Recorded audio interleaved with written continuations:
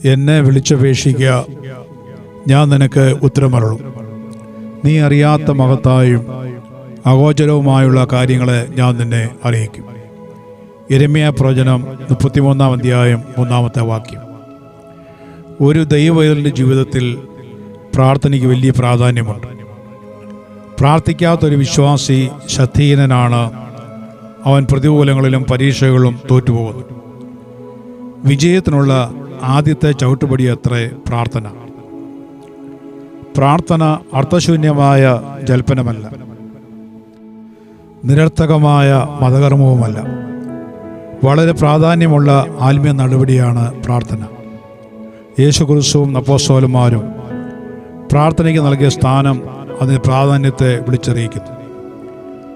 എന്തുകൊണ്ട് പ്രാർത്ഥിക്കണം എന്ന ചോദ്യത്തിന് ഒറ്റ വാക്കുള്ള മറുപടി ഇങ്ങനെയാണ്: പ്രാർത്ഥിക്കുവാൻ ദൈവം കൽപ്പിച്ചിരിക്കയാൽ നാം ദൈവത്തോട് പ്രാർത്ഥിക്കണം. യാചിപ്പീൻ എന്നാൽ നിങ്ങൾക്ക് കിട്ടും, അന്വേഷിപ്പീൻ എന്നാൽ നിങ്ങൾ കണ്ടെത്തും, മുട്ടുവീൻ എന്നാൽ നിങ്ങൾക്ക് തുറക്കും എന്നാണല്ലോ മത്തായിയുടെ സുവിശേഷം 7-ാം അധ്യായം 7-ാം വാക്യത്തിൽ നാം വായിക്കുന്നത്. അബ്രഹാം ദൈവത്തോട് വിവിധ കാര്യങ്ങൾക്ക് വേണ്ടി പ്രാർത്ഥിക്കുന്നതായി നാം കാണുന്നുണ്ട്. ലോത്ത് പാർത്തിരുന്ന സോദോം ഗൊമോറ നഗരങ്ങളെ നശിപ്പിക്കുവാൻ ദൈവം തീരുമാനിച്ചപ്പോൾ അവിടെ മദ്രസ ചെയ്യുന്ന അബ്രഹാമിനെ നാം കാണുന്നു. മോശ തന്റെ ജനത്തിന് വേണ്ടി പ്രാർത്ഥിച്ചു. ദാനിയേൽ ദിവസവും 3 നേരം ദൈവത്തോട് പ്രാർത്ഥിച്ചു പോന്നു. ദാവീദിൻ്റെ പ്രാർത്ഥനകൾ സങ്കീർത്തനത്തിൽ നാം വായിക്കുന്നുണ്ട്. നെഹെമ്യാവ് യെരൂശലേമിൻ്റെ ശൂന്യാവസ്ഥ കണ്ടുകൊണ്ട് ഉപവസിച്ച് പ്രാർത്ഥിച്ചു.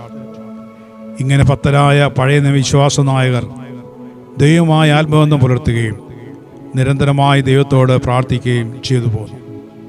ഹിസ്കിയാവിൻ്റെയും ശലോമോൻ്റെയും പ്രാർത്ഥനകൾ പ്രസിദ്ധമാണ്. ഹന്നായുടെ പ്രാർത്ഥന നല്ല മാതൃകയാണ്.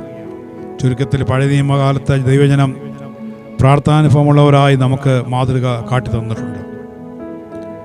യേശു കർത്താവിൻ്റെ ഉപദേശങ്ങളിൽ പ്രാർത്ഥിക്കാനുള്ള കൽപ്പന കാണാം. ഗിരിപ്രഭാഷണത്തിൽ നിങ്ങൾ പ്രാർത്ഥിക്കുമ്പോൾ കാടുവത്തിക്കാരെ പോലെ ആകരുത് എന്ന് കർത്താവ് പറയാൻ ഇടയായി. മത്തായിയുടെ സുവിശേഷം 6-ാം അധ്യായം 5 മുതൽ 15 വരെയുള്ള വാക്യങ്ങളിൽ പ്രാർത്ഥനയെപ്പറ്റി കർത്താവ് പറയുന്നുണ്ട്. നിങ്ങൾ ഇവണ്ണം പ്രാർത്ഥിപ്പീൻ എന്ന് പറഞ്ഞ് പ്രാർത്ഥനയുടെ മാതൃകയും ഉള്ളൊടുക്കവും കർത്താവ് ശിഷ്യന്മാരെ പഠിപ്പിച്ചു. ശിഷ്യന്മാരെ തിരഞ്ഞെടുക്കുന്നതിന് തലരാത്രിയിലും ലാസറിനെ ഉയർപ്പിക്കുമ്പോഴും 5 അപ്പം കൊണ്ട് 5000 പോഷിപ്പിക്കുമ്പോഴും യേശു കർത്താവ് പ്രാർത്ഥിച്ചു. യോഹന്നാന്റെ സുവിശേഷം 17-ാം അധ്യായത്തിൽ യേശു ക്രിസ്തുവിൻ്റെ പ്രാർത്ഥന കാണുന്നുണ്ട്. ക്രൂശിൽ കിടക്കുമ്പോഴും യേശു കർത്താവ് തന്നെ പീഡിപ്പിക്കുന്നവർക്ക് വേണ്ടി പ്രാർത്ഥിച്ചു. ഗത്സമനയിൽ ഈർപ്പത്തുള്ളികൾ നിലത്ത് വീണ് വലിയ ചോരത്തുള്ളികൾ പോലെ ആകും വിധം അതിശ്രദ്ധയോടും പ്രാണവേദനയോടും കൂടി യേശു കർത്താവ് പ്രാർത്ഥിച്ചു. പരീക്ഷയിൽ അപ്പെടാതിരിക്കുവാൻ ഉണർന്നു പ്രാർത്ഥിക്കുവാൻ യേശു ശിഷ്യന്മാരെ പഠിപ്പിച്ചു. മഹാദൈവമായ യേശു കർത്താവ് പോലും തൻ്റെ ജീവിതത്തിൽ പ്രാർത്ഥനയ്ക്ക് ഈ വലിയ സ്ഥാനവും പ്രാധാന്യം കൽപ്പിച്ചിരുന്നുവെങ്കിൽ എളിയവരായ നാം ഈ കാലഘട്ടങ്ങളിൽ എത്രയധികം പ്രാർത്ഥിക്കണം. യുദ്ധത്തിൻ്റെ ഭീകരതകൾ അനേകരെ വേദനപ്പെടുത്തുന്നു.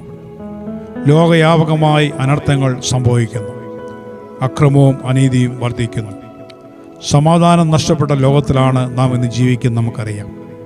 എന്നാൽ ഈ നാളുകളിൽ ദൈവത്തിൽ നിന്ന് വിടുതൽ പ്രാപിക്കാനായിട്ട് ഓരോ ദൈവവൈതലും ദൈവസേനയിൽ പ്രാർത്ഥിക്കേണ്ടിയിരിക്കുന്നു.